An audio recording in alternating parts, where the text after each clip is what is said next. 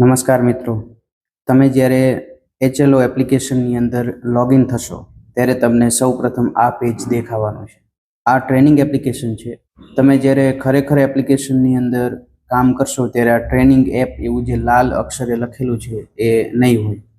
એટલે જો અત્યારે પણ તમે જો ઓરિજિનલ એપ ડાઉનલોડ કરેલી હોય તો એના ઉપર કશું કામ કરવાનું થતું નથી. 1 તારીખથી તમારે ઓરિજિનલ એપની અંદર કામ કરવાનું થાય છે.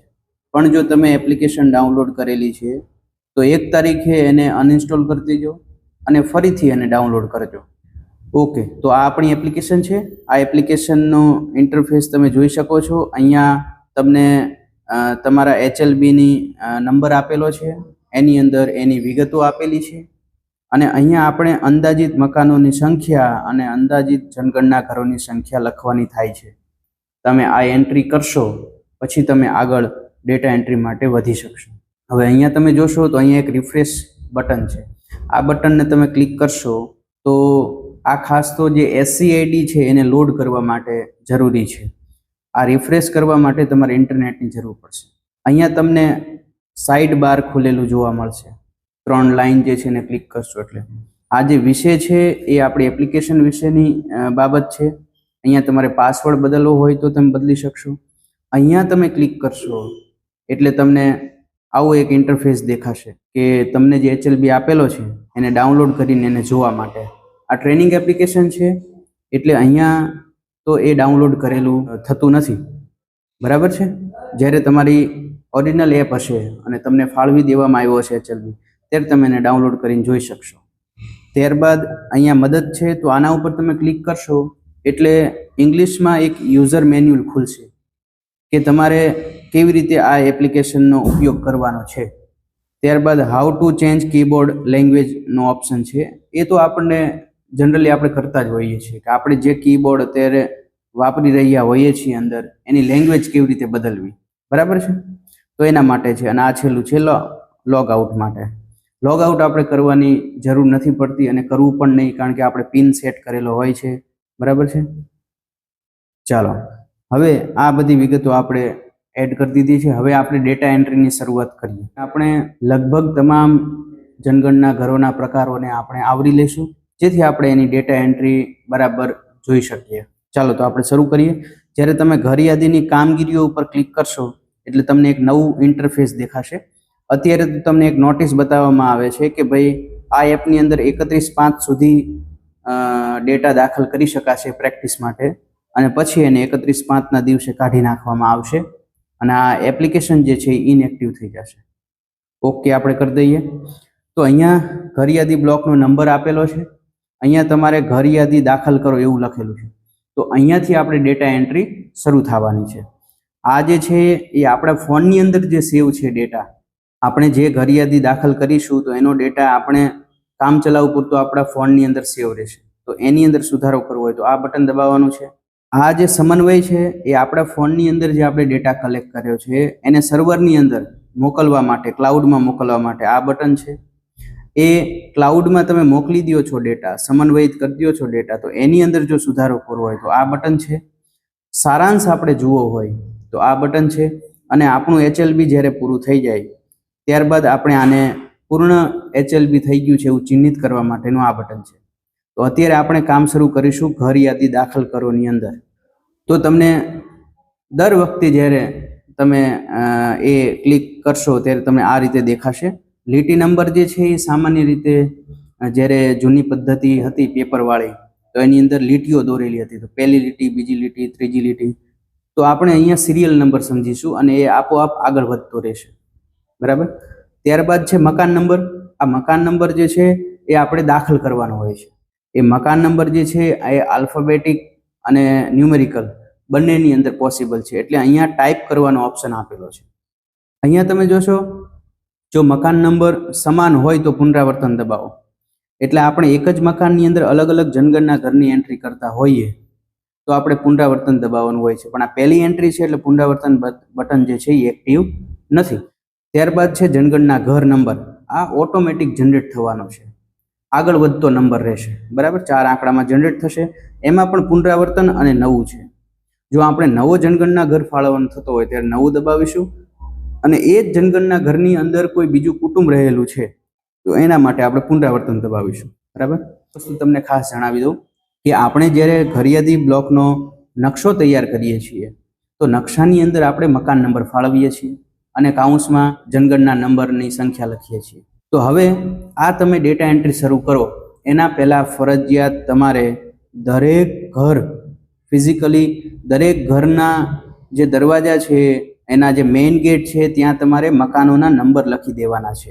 ત્યારબાદ જ આ ડેટા એન્ટ્રી શરૂ કરજો.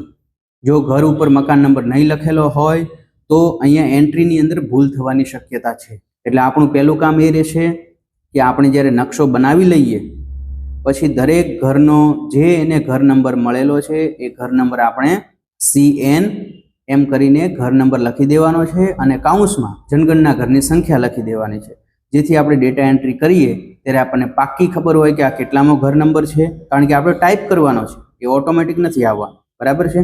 અને એની અંદર કેટલા જનગણના ઘર નંબરો ફાળવવાની જરૂર છે. તો આ એક ખાસ આપણે તકેદારી રાખીશું. ચાલો તો આપણે આગળ વધીએ. મકાન નંબર 1 છે તો અહીંયા આપણે CN કેવું લખવાની જરૂર રહેતી નથી. બરાબર. એ તો ઘરની ઉપર CN એટલા માટે લખીએ છીએ જેથી ખબર પડે કે આ જે નંબર ફાળવેલો છે એ જનગણના માટેનો નંબર છે. પણ અહીંયા તો આપણે ક્રમશઃ નંબર આપતા જઈશું, એટલે આપણે અહીંયા નંબર આપીએ 1. હવે જનગણના ઘર નંબર ઉપર આપણે ક્લિક કરીશું તો 1 નંબર મકાન નંબર આપી દીધો છે. હવે જનગણના ઘર નંબર આપણે નવું ફાળવવાનું છે, એટલે આપણે એને અહીંયા નવા ઉપર ક્લિક કરી દઈએ તો નવો જનગણના નંબર અહીંયા ફળવાઈ ગયો છે. 4 આંકડાની અંદર હોય છે 0001. હવે અહીંયા તમે જોશો તો નીચે 3 બટન આપેલા છે. એની અંદર આ એક છે પાછળ, એટલે કે સ્ક્રીનની પાછળ જવા માટે છે. આ એક છે આગળ, એટલે આ સ્ક્રીનની ડિટેલ ભર્યા બાદ આગળ જવા માટે છે. અને આ છે જમ્પ, એટલે કોઈ પ્રશ્નની ઉપર આપણે જવું હોય તો એના માટેનું છે. એટલે આપણે આ પહેલા પેજ વાળી વિગતો આપણે ભરી દીધી છે. તો હવે આપણે આગળ જઈશું. અત્યારે આપણે આ જે પહેલું મકાન છે એ સામાન્ય કુટુંબનું રહેણાંક મકાન વિશેની વિગત આપણે ભરીશું.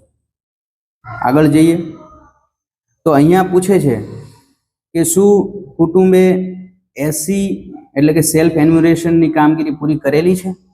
આપણે એમાં હા કે ના લખવાનું છે. તો આપણે કુટુંબને પૂછવું પડશે કે તમે એસીની કામગીરી પૂરી કરી છે. જો કુટુંબ એમ કહે કે હા તો આપણે હા દબાવવાનું છે, નહીતર પછી આપણે ના ક્લિક કરવાનું રહેશે. બરાબર છે. અત્યારે આપણે ના ક્લિક કરીએ છીએ તો સીધા પ્રશ્ન નંબર 4 થી શરૂઆત થાય છે. જો તમે હા ક્લિક કરશો તો એની અંદર 4 થી લઈને 34 નંબર સુધીના પ્રશ્નો જે છે એ જે તે લોકોએ ભરેલા હશે, પણ એની અંદર તમારે 7મા નંબરનો પ્રશ્ન અને 9મા નંબરનો પ્રશ્ન એ લોકોએ નહીં ભર્યો હોય. 7મા નંબરનો પ્રશ્ન આપણે જોઈશું જનગણના ઘરનો ઉપયોગ અને 9મા નંબરનો પ્રશ્ન છે કુટુંબનો નંબર. આ 2 વસ્તુ સિવાયનું એમણે ભરેલું હશે. તો આપણે અહીંયા ના ક્લિક કર્યું છે તો પહેલેથી બધી વસ્તુ ભરવાની છે. તો આપણે આ સામાન્ય મકાન લઈએ છીએ. બરાબર. તો એની અંદર આપણે ભોંયતળિયાની વિગતોની અંદર લખી દઈએ ટાઇલ્સ છે. ઝડપથી આ આપણે ભરી દઈશું. દિવાલમાં મુખ્ય વપરાયેલી સામગ્રી જે છે એ પાકી ઈંટ આપણે લખી દઈશું. છતમાં વપરાયેલ મુખ્ય સામગ્રીની અંદર આપણે કોન્ક્રીટ લખી દઈશું. હવે આ જે પ્રશ્ન છે એની હું તમને વાત કહેતો હતો. આ પ્રશ્નનો જવાબ એસસી આઈડી ધારકોએ નહીં ભરેલો હોય. અહીંયા આપણે જનગણના ઘરને હેતુ લખવાનો રહે છે. તો આટલા હેતુઓ છે. બરાબર છે. એનો ઉપયોગ શું છે? તો આપણે અત્યારે પહેલી વિગત ભરી રહ્યા છીએ એ રહેઠાણની છે. તો અહીંયા આપણે રહેઠાણ લખી દઈએ. રહેઠાણ લખીશું ત્યારે તમે જુઓ અહીંયા આનો કોઈ વાસ્તવિક ઉપયોગ જે છે એ તમે એડિટ કરી શકતા નથી. પણ જ્યારે રહેઠાણ સાથે અન્ય ઉપયોગ તમે લખશો અથવા અન્ય બિન રહેઠાણ ઉપયોગ લખશો ત્યારે આ જે છે એ એક્ટિવ થશે. બરાબર છે. આપણું ઘર જે છે જેની વિગતો આપણે ભરી રહ્યા છીએ એમાં તાળું પણ નથી અને આ રહેણાંક આપણે ક્લિક કરેલું છે એટલા માટે અહીંયા સંસ્થાકીય પણ ક્લિક કરી શકાતું નથી, ટીક કરી શકાતું નથી. બરાબર છે. ઓકે. તો આ વસ્તુ આપણને સમજાઈ ગઈ છે. અહીંયા છેલ્લે ખાલી પણ છે, એટલે કે મકાનની અંદર કોઈ ન રહેતું હોય તો એવા સંજોગોની અંદર. તો હવે આપણે આગળ એને ક્લિક કરીએ છીએ. ચાલો હવે અહીંયા તમે ઉપર પણ જોઈ શકો છો લીટી નંબર છે કે આ કેટલામાં નંબરની એન્ટ્રી છે અને આ કેટલામાં નંબરનું જનગણના ઘર છે. હવે જનગણના ઘરની સ્થિતિ 8મા નંબરનો પ્રશ્ન સારી લખી દઈએ. કુટુંબ નંબર જે છે આપોઆપ ફળવાઈ ગયો છે, તમે અહીંયા જુઓ છો કુટુંબ નંબર આપોઆપ ફળવાઈ જાય છે, એમાં આપણે કશું કરવાનું રહેતું નથી. આ કુટુંબમાં સામાન્ય રીતે રહેતી કુલ વ્યક્તિઓની સંખ્યા આપણે લખી દઈએ છીએ, એ છે 3. આપણે હંમેશા ઇંગ્લિશની અંદર જ આંકડા લખવાના રહેશે. કુટુંબના મુખ્ય માણસનું નામ આપણે દાખલ કરી દઈએ. આપણે નામ કોઈ પણ લખી દઈએ. આ એક આપણે નામ ડેમો માટે રાખ્યું છે. હવે એની અંદર આપણે જાતિ પસંદ કરી દઈશું, પુરુષ. અહીંયા મુખ્ય માણસની જે જાતિ છે સ્ત્રી પુરુષ એ લખવાનું રહેશે, અને મુખ્ય માણસ કોઈ પણ હોઈ શકે છે જેની સમજૂતી તમારી પાસે છે. અહીંયા આપણે એની કેટેગરી જે છે પસંદ કરવાની રહેશે. અહીંયા 3 કેટેગરી ઉપલબ્ધ છે: અનુસૂચિત જાતિ, અનુસૂચિત જનજાતિ અને અન્ય. બરાબર છે. અને જો કોઈ વ્યક્તિ એમ કહે કે ભાઈ અમારી આ જાતિ છે, તો એ જોવા માટે તમે આના ઉપર ક્લિક કરશો એટલે તમને એક PDF ખુલશે અને એમાંથી તમે આ બધી ડિટેલ તમે ચેક કરી શકશો. ઓકે, તો આમાંથી આપણે આ ડેમો માટે છે એટલે કોઈ પણ આપણે વિગત જે છે એ ભરી દઈશું. આ પ્રશ્ન થઈ જાય પછી આગળ ક્લિક કરીશું. આ ઘરની માલિકીનો દરજ્જો આપણે એની અંદર માલિકીનું બતાવી દઈએ છીએ. રહેવાના ઓરડાની સંખ્યાની અંદર આપણને જે ખ્યાલ છે એવી રીતે 1 BHK હશે તો એક હોલ થશે, એક રૂમ થશે, 2 જ વસ્તુ થશે. બરાબર, 1 BHK માં એટલે અહીંયા આપણે 2 લખી દઈએ. પરિણીત દંપતીઓની સંખ્યા 1 લખી દઈશું. આગળ વધીશું. પીવાના પાણીનો મુખ્ય સ્ત્રોત શુદ્ધિકરણ કરેલું નળનું પાણી. પરિસરમાં પાણી ઉપલબ્ધ છે. ત્યારબાદ વીજળી છે, પ્રકાશનો સ્ત્રોત. શૌચાલયનો ઉપયોગ ખાસ કરીને ફક્ત કુટુંબ માટે. પાઇપલાઇન વાળી ગટર વ્યવસ્થા છે. ગંદા પાણીના નિકાલનું જોડાણ, બંધ ગટર. પરિસરમાં સ્નાનગૃહની ઉપલબ્ધતા છે. LPG અને PNG જોડાણ છે. રસોડામાં જ થાય છે રસોઈ. રસોઈ માટે ઉપયોગમાં લેવાતું મુખ્ય ઈંધણ LPG. રેડિયો ટ્રાન્ઝિસ્ટર છે તો આ પરંપરાગત સેટ છે. ટેલિવિઝન તો cable connection. Mobile, laptop, internet શેમાં વધુ વાપરવામાં આવે છે? મોબાઈલમાં. લેપટોપ છે, હા. આગળ વધી જઈએ. ટેલિફોન, મોબાઈલ તો આપણી પાસે સ્માર્ટફોન બતાવી દઈશું અહીંયા. સાયકલ, સ્કૂટર તો એની અંદર સ્કૂટર બતાવી દઈશું. જીપ, જો આપણે જો કશું પણ ટીક કર્યા વગર આગળ વધીએ છીએ તો વિકલ્પ પસંદ કરવાનું એ કહે છે, તો આપણે હા કરીને આગળ વધીએ. કુટુંબ દ્વારા લેવાતું મુખ્ય અનાજ તો ઘઉં. મોબાઈલ નંબર અહીંયા ફરજિયાત છે નહીં, તો આવી રીતે આપણે મોબાઈલ નંબર દાખલ કર્યા વગર જ આપણે સબમિટ કરીએ છીએ. આપણે જેટલી પણ ડિટેલ્સ અહીંયા ભરી છે એ બધી ડિટેલ ફરીથી દેખાય છે. આ ડિટેલ જે છે એ ચેક કરવા માટે છે કે કોઈ ખોટી કે ભૂલથી કોઈ અલગ એન્ટ્રી તો નથી થઈ ને, તો આ બધી જ ડિટેલ જે છે એ આપણે ચેક કરી લેવાની થાય છે. બરાબર છે, આ બધી જ ડિટેલ આપણે ચેક કરી લઈશું. ઓકે, કેન્સલ કરવું હોય આ ડેટા તો રદ કરીશું. ફેરફાર કરવો હોય તો આના ઉપર આપણે ક્લિક કરીશું એટલે ફેરફાર આવશે. બરાબર, અને આ ખાતરી કરો કે આ ડિટેલ જે છે એ સાચી છે, તો આપણે એને અહીંયા ક્લિક કરી દઈશું. તો હવે તરત જ વળી પાછું પેલું આવી જાય છે પેજ. એમાં લીટી નંબર 2 એટલે હવે બીજા નંબરની એન્ટ્રી થવાની છે. મકાન નંબર આપણે અહીંયા દાખલ કરવાનો થાય છે. હવે આપણે પુનરાવર્તન વાળું અહીંયા સમજી લઈએ એક સાથે. તો પહેલા નંબરનું જે મકાન હતું એની અંદર જ બીજું એક જનગણના ઘર છે. બરાબર છે, બીજું એક જનગણના ઘર છે. તો એ જનગણના ઘર માટે આપણે સેમ મકાન નંબર વાપરવો પડશે, મકાન નંબર 1. તો આપણે અહીંયા પુનરાવર્તન દબાવી દેવાનું છે એટલે આપોઆપ એક નંબર આવી જશે, તમે જુઓ છો. બરાબર છે. અહીંયા તમારે ડ્રોપ ડાઉન મેનુ છે, ડ્રોપ ડાઉન બોક્સ જે છે એને તમે ક્લિક કરશો તો તમે રેન્ડમ મકાન જે છે ચૂઝ કરી શકશો, તો જેની અંદર જેવી એન્ટ્રી કરવાની હોય એવી. પણ જો આપણે ક્રમશઃ આગળ વધતા હશું તો આપણે ક્યારેય પણ આ ડ્રોપ ડાઉન મેનુ બોક્સનો ઉપયોગ કરવાનો રહેતો નથી. મકાન નંબર પુનરાવર્તન દબાવી દીધું છે એટલે એક નંબર ફરીથી રિપીટ થાય છે. અહીંયા જનગણના ઘર જે છે એ આપણે નવું આપવાનું છે, પુનરાવર્તન નથી કરવાનું. ત્રીજી એન્ટ્રી આપણે કરીશું ત્યારે પુનરાવર્તન વાળું આપણે ક્લિક કરીશું. તો આપણે નવું ક્લિક કરીએ તો આને મકાન જનગણના ઘર નંબર ફળવાઈ ગયો છે બીજા નંબરનો. હવે આપણે આગળ વધીએ. એસસી રેફરન્સ છે, જો તમે હા ક્લિક કરશો તો સીધું 7મા નંબરનો પ્રશ્ન આવશે, મેં તમને કહ્યું તેમ. બરાબર છે. હવે રહેણાંક વાળું તો આપણે જોઈ લીધું. હવે રહેણાંક સાથે અન્ય ઉપયોગ જો આપણે ક્લિક કરીએ, એ રહેણાંક સાથે અન્ય ઉપયોગ.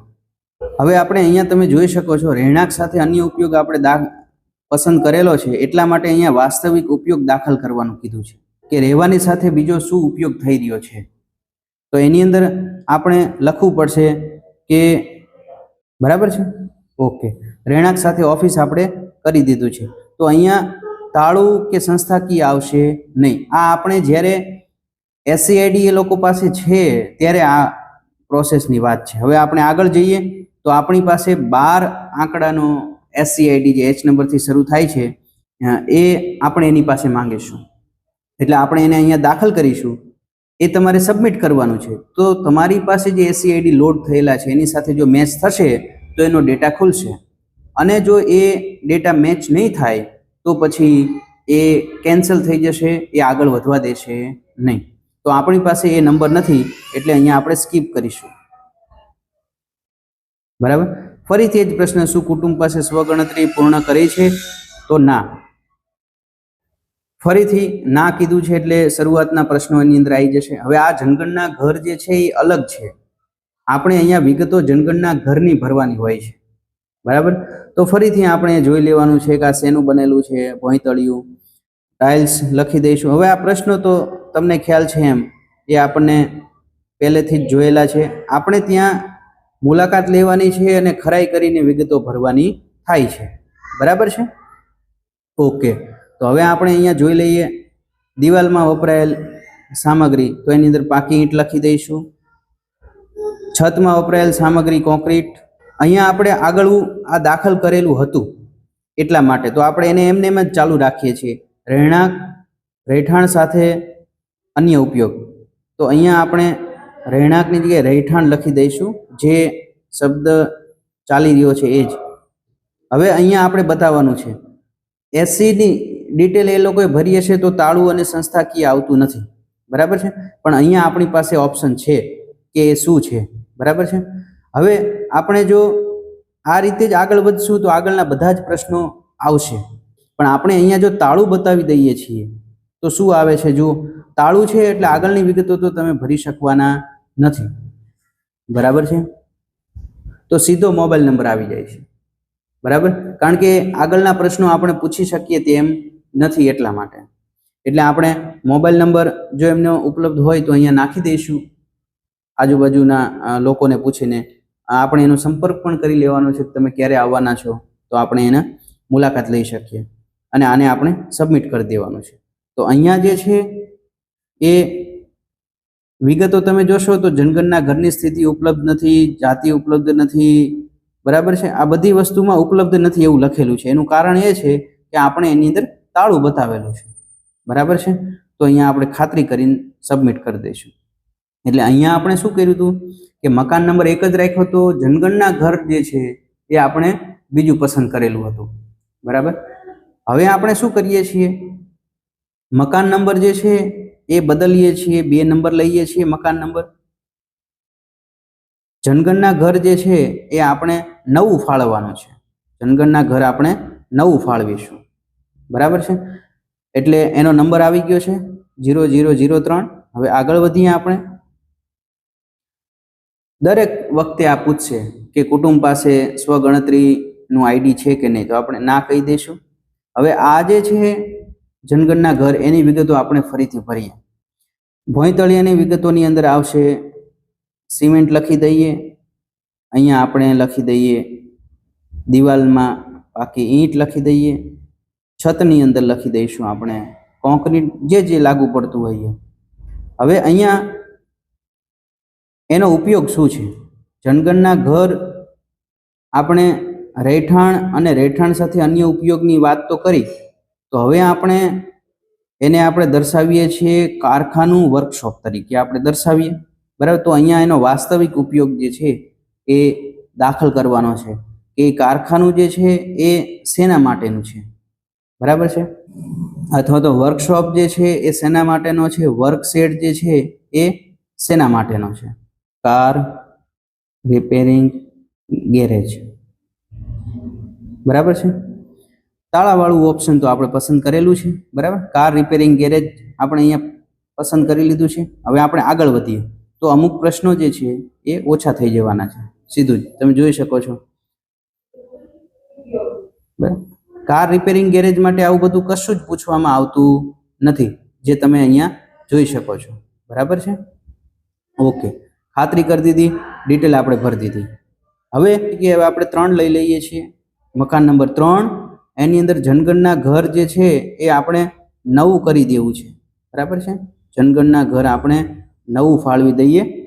અને આ નવું ફાળવેલું છે જનગણના ઘર. હવે એની અંદર આપણે આગળ વધીએ, ના બતાવી દઈશું. ભોંયતળિયાની સામગ્રીની અંદર આપણે પાકી ઈંટ બતાવી દઈએ છીએ. દિવાલમાં વપરાયેલ સામગ્રીની અંદર પાકી ઈંટ દાખલ કરી દઈએ છીએ. છતમાં વપરાયેલ સામગ્રીની અંદર આપણે કોન્ક્રીટ લખી દઈએ છીએ. ઓકે, હવે આપણે કોઈ એક પરિસ્થિતિ વિચારીએ કે જેની અંદર સંસ્થાકીય કુટુંબનો સમાવેશ થતો હોય, એટલે આપણે હોસ્ટેલની વાત કરીએ. બરાબર છે. તો અહીંયા તમે જોઈ શકો છો ક્યાંય પણ હોસ્ટેલ વાળો ઓપ્શન આવતો નથી. બરાબર છે. તો અહીંયા આપણે શું દાખલ કરવું જોઈએ, રહેઠાણ સાથે અન્ય ઉપયોગ દાખલ કરવો જોઈએ. અને એની અંદર આપણે લખવાનું છે છાત્રાલય. છાત્રાલય. બરાબર છે. એની અંદર હવે આપણે જોઈશું શું સંસ્થાકીય છે, તો હા, છાત્રાલય જે છે સંસ્થાકીય છે. બરાબર છે. આપણે અહીંયા તમે જોઈ શકો છો શું દાખલ કર્યું છે. આ જે છે ને દુકાન, સ્કૂલ, કોલેજ, આ બધી વસ્તુ છે ને એ બરાબર બિન રહેઠાણની અંદર આવે છે. અહીંયા આપણે સંસ્થાકીય દર્શાવીશું એટલે આ ઓપ્શન પસંદ કરવાનો રહેશે. રહેઠાણ હોય અને એનો અન્ય ઉપયોગ થતો હોય. હવે ધારો કે આપણે બીજો એક ઓપ્શન અહીંયા સિલેક્ટ કરવાનો પ્રયત્ન કરીએ કે આ પૂજા સ્થળ આપણે સિલેક્ટ કર્યું, તો તમે જોઈ શકો છો સંસ્થાકીય સિલેક્ટ થતું નથી. બરાબર છે. હોસ્પિટલ, દવાખાનું કરીએ છીએ, સંસ્થાકીય નથી થતું. એટલે રહેઠાણ સાથે અન્ય ઉપયોગ આપણે જ્યારે સિલેક્ટ કરીએ ત્યારે જ સંસ્થાકીય જે છે એ એક્ટિવ થાય છે. એટલે આપણે આગળ વધીએ તો અમુક પ્રશ્નો જે છે એની અંદર જુઓ, કુટુંબ નંબર, અહીંયા કુટુંબ નંબર જે આગળ વધતો હોય છે ને, તો અહીંયા સંસ્થાકીય માટે કુટુંબ નંબર 999 જે છે આપોઆપ ફળવાઈ જાય છે. સામાન્ય રીતે રહેતી કુલ વ્યક્તિઓની સંખ્યા, અહીંયા સંસ્થાકીય કુટુંબ જે છે એમાં રહેતી કુલ વ્યક્તિઓની સંખ્યા તો આપણે 50 લખી દઈએ છીએ. 50 વિદ્યાર્થીઓ જે છે છાત્રાલયમાં રહે છે. અહીંયા મુખ્ય માણસનું નામ દાખલ નથી કરવાનું, પણ હોદ્દો દાખલ કરવાનો છે. તો આપણે છાત્રાલયની અંદર આપણે લખી દઈએ ગૃહપતિ. અહીંયા હોદ્દો આપણે દાખલ કરવાનો રહે છે, સંસ્થાકીય છે એટલા માટે. ઓકે, તો અહીંયા પણ તમે જુઓ, જ્યારે આપણે સંસ્થાકીય બતાવીએ છીએ રહેઠાણ સાથે અન્ય ઉપયોગ, અને આગળ પણ આપણે રહેઠાણ સાથે અન્ય ઉપયોગ બતાવ્યો ત્યારે બધી વિગત આવી હતી. તો આ રીતે આપણે એ ખાતરી કરીને આગળ જવાનું છે. બરાબર છે. હમણાં જે આપણે એડિટ કરી છે, એન્ટ્રી જે દાખલ કરી હતી એ શું હતી, છાત્રાલય હતી.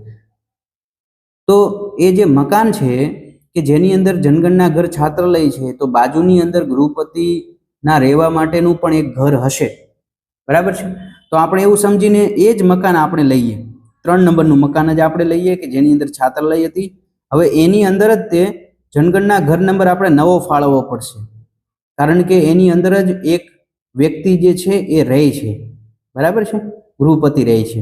તો આપણે નવું દાખલ કરીશું. બરાબર છે. અને પછી આગળ વધી જઈશું. તો અહીંયા ના આપી દઈશું. હવે એનું જે જનગણના ઘર છે ગૃહપતિનું, એની આપણે વિગતો અહીંયા દાખલ કરી દઈશું. ભોંયતળિયામાં વપરાયેલ સામગ્રીની અંદર સિમેન્ટ લખી દઈએ. દિવાલમાં વપરાયેલ સામગ્રી પાકી ઈંટ લખી દઈએ. છતમાં વપરાયેલ મુખ્ય સામગ્રીને આપણે કોન્ક્રીટ લખી દઈએ. હવે રહેઠાણનો ઉપયોગ, હવે એ ગૃહપતિ જે છે એ પોતાના ઘરની અંદર રહેવા માટેનો ઉપયોગ કરે છે, તો આપણે અહીંયા રહેઠાણ લખી દઈશું. બરાબર છે. હજુ આપણે એક ખાલી વાળું ઓપ્શન બાકી છે, એ આપણે કરીશું. તાળું વાળું ઓપ્શન આવી ગયું છે, રહેણાંક થઈ ગયું. પછી એન્ટ્રી કરીશું, સારી સ્થિતિ છે. કુટુંબ નંબર અહીંયા 2 ફળવાઈ ગયું છે. આગળના કિસ્સાઓની અંદર કુટુંબ નંબર ફાળવવાની જરૂર ન હતી. બરાબર. કુલ રહેતા વ્યક્તિઓની સંખ્યાની અંદર આપણે એક લખી દઈએ, એક જ ગૃહપતિ ત્યાં રહે છે, બરાબર છે. મુખ્ય માણસનું નામ એ જે ગૃહપતિ હતો અનિલ, બરાબર છે. ઓકે, પછી આગળ વધીએ. જાતિ પુરુષની અંદર લખી દઈશું. પછી આમાંથી એક જાતિ આપણે પસંદ કરી લઈએ, અનુસૂચિત જાતિ. આગળ વધીએ.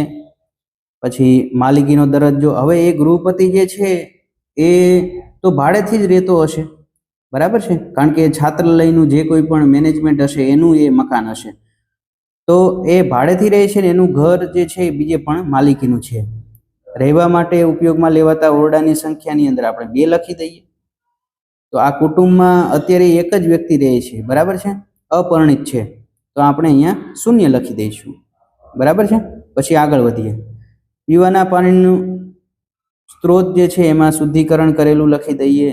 પરિસરની અંદર જ છે, વીજળી વાપરે છે, શૌચાલય ફક્ત અન્ય કુટુંબ સાથે વહેંચાયેલું, પાઇપવાળી ગટર વ્યવસ્થા પસંદ કરી લઈશું, બંધ ગટર, સ્નાનગૃહ છે, બરાબર.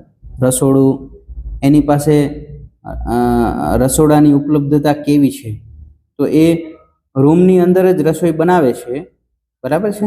રૂમની અંદર જ રસોઈ બનાવે છે ને એની પાસે એલપીજી કનેક્શન છે. એલપીજી વાપરે છે. પરંપરાગત રેડિયો એ શેમાં સાંભળે છે, તો મોબાઈલમાં સાંભળે છે.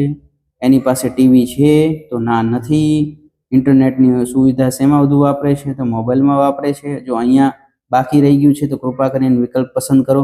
એટલે કોઈ પણ પેજ આપણે જે છે એ સ્કીપ નહીં કરી શકીએ. તો લેપટોપ છે, તો ના. આગળ વધી જઈએ. ટેલિફોન અને મોબાઈલ ફોન, તો સામાન્ય સ્માર્ટફોન. સાયકલ સ્કૂટર, તો સાયકલ છે. કાર જીપ છે, તો ના. શું એ વધારે ખાય છે કુટુંબ, અને મોબાઈલ નંબર, અને આપણે સબમિટ કરી દઈએ તો બધી વિગતો જે છે અહીંયા આવી જશે, બરાબર છે. ઓકે, તો હવે ખાતરી કરો. હવે એ જ જે ઘર છે, જે મકાન આપણે 3 નંબરનું દાખલ કર્યું તો એને આપણે પુનરાવર્તન લઈ લઈશું. હવે જનગણના ઘર આપણે જે છેલ્લો દાખલ કર્યો છે ને એ જ ઘરની અંદર કે જેની અંદર ગૃહપતિ રહે છે એની સાથે જ એનો એક મિત્ર પણ રહે છે, તો આપણે પુનરાવર્તન કરી દઈશું. જનગણના ઘર નંબરનું પુનરાવર્તન આપણે કરી દઈશું. તે ફરીથી પૂછે છે, તમે જનગણના ઘર ફરીથી કરી રહ્યા છો, કૃપા કરીને ખાતરી કરો. તો એ જ જનગણના ઘરની અંદર આપણે એડિટ કરી ડિટેલ ભરી રહ્યા છીએ એક અલગ કુટુંબ માટે, એટલા માટે આ બતાવ્યું છે.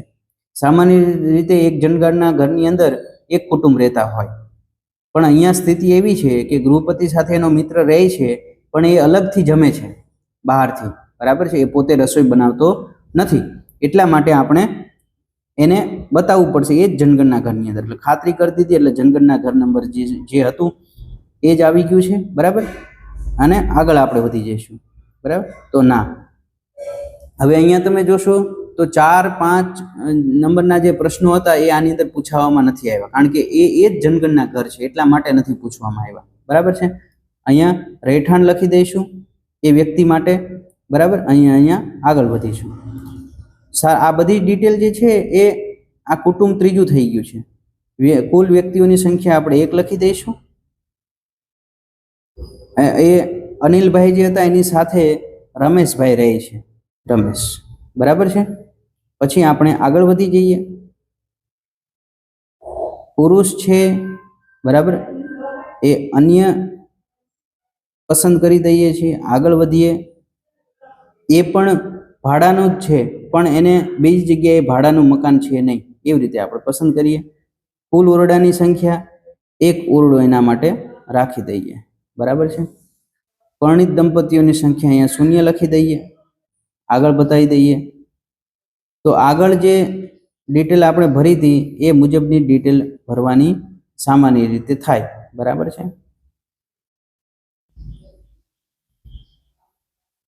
ચાલો,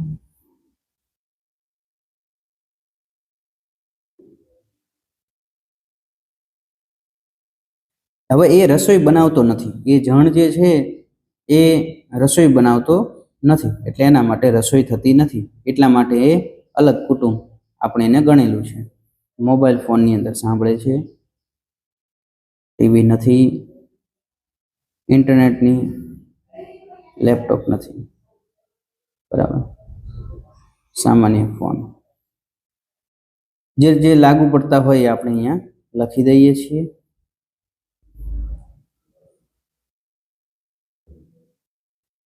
ઓકે, તો અહીંયા આપણે શું કર્યું છે કે એક જ જનગણના ઘરની અંદર બે કુટુંબ દર્શાવેલા છે. તો આ બીજા કુટુંબની વિગત આપણે અહીંયા ભરી.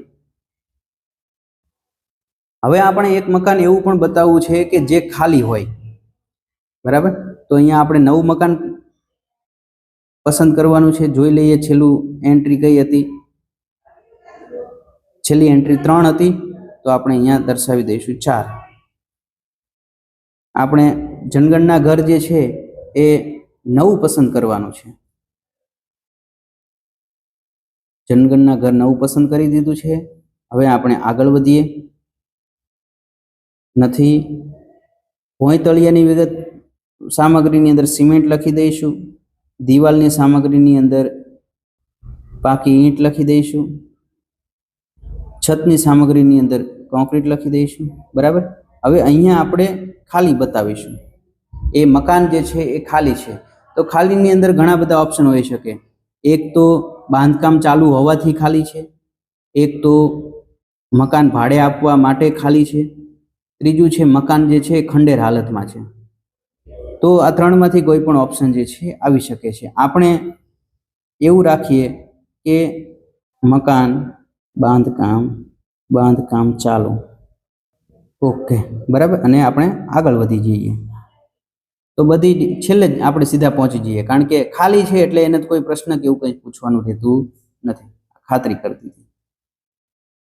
તો આપણે મિત્રો લગભગ તમામ પ્રકારના જનગણના ઘરો જે છે એનો આપણે સમાવેશ કરી લીધેલો છે. ઓકે, તો હવે આપણે હોમ બટન દબાવીશું.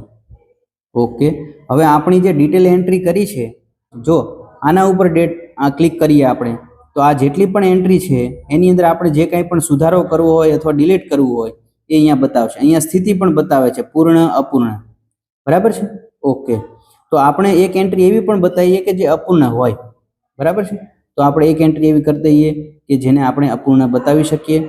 મકાન પુનરાવર્તન નથી કરવું. છેલ્લી એન્ટ્રી છે 4, તો અહીંયા 5 કરી દઈએ. આપણે જનગણના ઘર નંબર આપણે નવો આપી દઈએ અને આગળ વધીએ. ના, બરાબર, હવે આ મકાન જનગણના ઘર નંબર તો ફાળવી દીધો છે, પણ આપણે હવે આને અધૂરો છોડી દઈએ છીએ. બરાબર છે. ઓકે, તો હવે આપણે ડેટા સુધારાની અંદર આપણે ક્લિક કરીએ, જે આપણા ફોનની અંદર જ છે. તો અહીંયા જોઈ લઈએ કે શું થયું. જો અપૂર્ણ, છેલ્લી જે લીટી નંબર 8નો ડેટા આપણે નાખ્યો છે એની અંદર કુટુંબ નંબર હજુ જનરેટ થયો નથી અને આ સ્થિતિ કેવી છે? અપૂર્ણ છે. બરાબર છે. ઓકે, તો અહીંયાથી તમને ખ્યાલ આવ્યો એમ કે આ ડેટા જે છે તમારા ફોનમાં પડેલો છે, એટલા માટે એને ડિલીટ કરી શકો છો અને એડિટ પણ કરી શકો છો. હવે આપણે એ ડેટાને સમન્વયિત કરી દઈએ છીએ, મોકલી દઈએ છીએ. તો અહીંયા આપણે આથી હું ખાતરીએ દરેક વખતે તમે જ્યારે ડેટા સમન્વય કરશો ત્યારે તમારે બાંયધરી આપવાની રહેશે અને પોતાની એક સહી કરવાની રહેશે. બરાબર છે. સેવ અને સમન્વય કરો તો ડેટા જે છે એ મેસેજ આવશે કે સફળતાપૂર્વક સમન્વયિત થયો. બરાબર. હવે તમે અહીંયા જોશો ડેટા સુધારાની અંદર, તો અહીંયા આ અપૂર્ણ હોવાથી આનો સમન્વય થયો નથી. બરાબર છે. અહીંયા કુટુંબ નંબર અને માણસનું નામ ફળવાયેલું નથી, એટલા માટે આનો પણ ડેટા સમન્વય તો થઈ ગયો છે, પણ અહીંયા તમને એ બે વસ્તુ બતાવે છે. હવે જે ડેટા જતો રહ્યો છે એ અહીંયાથી તમારે સુધારો કરવાનો થતો હોય તો આ એ છે. બરાબર છે. અહીંયાથી ધારો કે તમારે આને સુધારો કરવો છે, તો અહીંયા તમે ક્લિક કરશો તો એ કારણ દર્શાવવું પડશે કે કોના દ્વારા અહીંયા સુધારો થાય છે. બરાબર છે. ઓકે, તો આ ખ્યાલ આવી ગયો. હવે અહીંયા આપણે સારાંશ જોઈએ.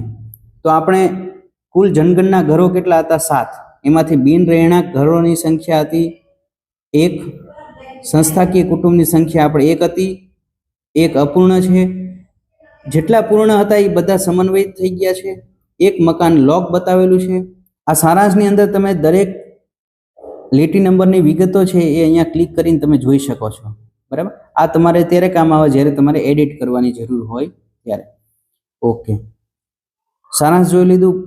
પૂર્ણ ઉપર આપણે ક્લિક કરીએ તો એ પૂર્ણ થશે નહીં, કારણ કે જો આપણે જોઈ લઈએ અહીંયા જો અહીંયા લેઆઉટ નકશા મુજબ તમે તમામ જનગણના ઘરો પૂર્ણ કર્યા નથી. આગળ વધતા પહેલા કૃપા કરીને તે પૂર્ણ કરો.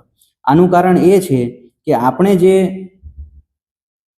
ફરિયાદી બ્લોકનો જે નકશો આપણને પ્રાપ્ત થયો છે એની અંદર આપણે જે મકાનોની અને જનગણના ઘરોની સંખ્યા બતાવી છે, આ સંખ્યા આપણી ડેટા એન્ટ્રી સાથે મેચ થશે ત્યારે આપણે એને પૂર્ણ કરી શકશું. બરાબર છે? ઓકે, તો આ રીતે આ બધી ડેટા એન્ટ્રીઓ થતી હોય છે ને એ રીતે આમાં આપણે ઓપ્શન્સ જે આપ્યા છે એ મુજબ આપણે કામ કરી શકતા હોઈએ છીએ. આપણે લગભગ તમામ એન્ટ્રીઓને જોઈ લીધી છે, કેવી રીતે શું કરવાનું છે, પુનરાવર્તન શું છે, વગેરે વગેરે બધું જોઈ લીધું છે. તો આ સંદર્ભે જો આપને કોઈ પ્રશ્ન હોય તો ચોક્કસથી મને કોમેન્ટ કરીને જણાવજો. ખૂબ ખૂબ આભાર.